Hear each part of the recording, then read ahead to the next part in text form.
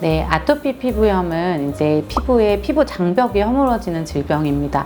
그래서 춥고 이제 건조한 환경인 겨울철에 심해지는데요. 여름철에도 역시 심해질 수 있습니다. 그거의 가장 큰 원인은 땀이고, 땀에 있는 염분이라든지 암모니아와 같은 화학 성분들이 피부를 자극시키면서 심해지기도 합니다. 또 이제 이런 덥고 습한 환경이 피부의 세균 감염에도 더 취약해질 수 있기 때문에 아토피 피부염을 악화시킬 수 있습니다.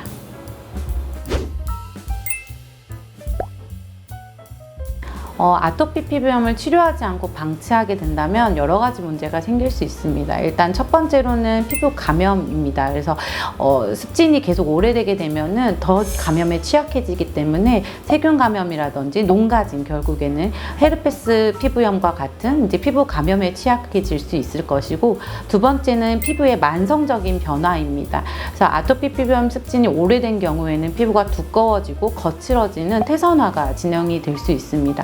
뿐만 아니라 소아에서는 아토피 피부염의 특히 가려움증 증상 때문에 아이들이 수면장애라든지 학습장애를 연관이 될 수 있고, 또 뿐만 아니라 길게는 아이들의 우울증이나 불안장애와도 연관이 있다는 보고가 있습니다.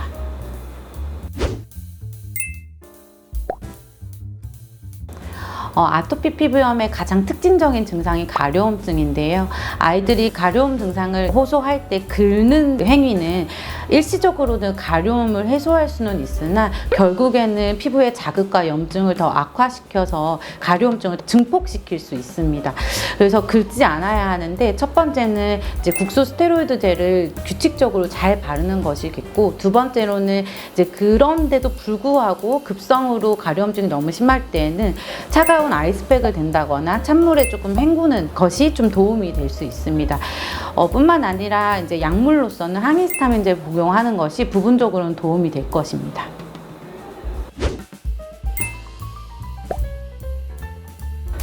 스테로이드제 연고는 아토피 피부염의 아주 중요한 기본적인 치료제입니다.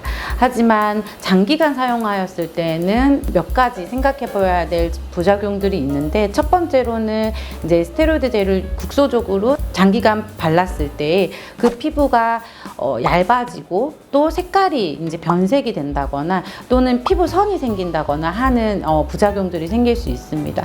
그리고 두 번째로는 국소 스테로이드제에도 세기가 있는데요. 이게 강한 스테로이드제를 오랫동안 사용할 때에는 전신 흡수율이 굉장히 높을 수 있기 때문에 그러한 부작용을 생각을 해야 되고, 그러할 때 전신 부작용으로는 이제 부신 기능이 저하가 된다거나 혹은 쿠싱 증후군이라든지 특히 소아에서는 성장에 좀 문제를 일으킬 수 있겠습니다.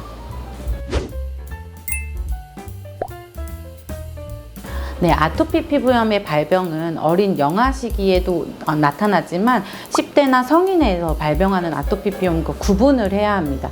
이 두 가지의 질병은 약간 생기는 메커니즘에서 차이가 좀 나기 때문에 자연 경과에도 좀 차이가 있을 수 있는데, 아쉽게도 10대 이후에 발생하는 아토피 피부염은 영아 시기에 생긴 아토피 피부염에 비해서 자연적으로 호전되는 비율이 굉장히 낮습니다.